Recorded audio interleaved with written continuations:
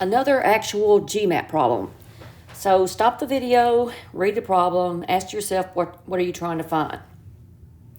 So we're trying to figure out how many zeros will t have between the decimal point and the first non-zero digit.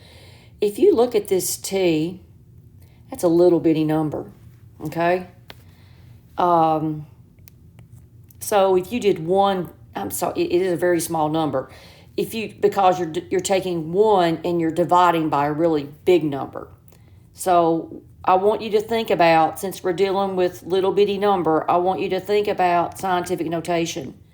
And we know that scientific notation always has a 10 in it. Well, let's grab 3 of the 2's, 2 to the cubed times 5 cubed, and I still have 2 to the 6th left over. I grabbed 3 of the 2's because I only had 3 5's, and I want to put those together. So that's going to be 1 over, I'm trying to get that 10. That's going to be, let me see here, 2 times 5, and put the 3 on the outside. Because you know that's power to power, you'd multiply. I'm getting closer. So this is 1 over, 2 times 5 is 10, last time I checked, times 2 to the 6. Now, this is what? 2 to the 6 is 64. That's 64 times 10 cubed, okay? And we're trying to figure out how many zeros will t have. Well, this is just going to that's just going to move the decimal, okay? Let's figure out what 1 divided by 64 is. 1 divided by 64. Decimal, 0.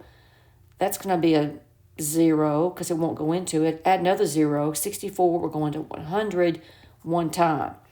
So this 1 over 64 is 0.01, whatever, with more decimals behind, more numbers behind it. And let's bring the 10 to the third to the numerator. That's -3.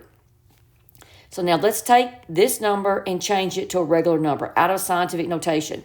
That -3 is going to move the decimal 3 places to the left.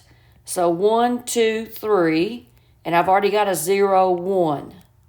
So I've converted it to an actual decimal. Now answer the question. How many zeros will t have between the decimal and the first non-zero digit?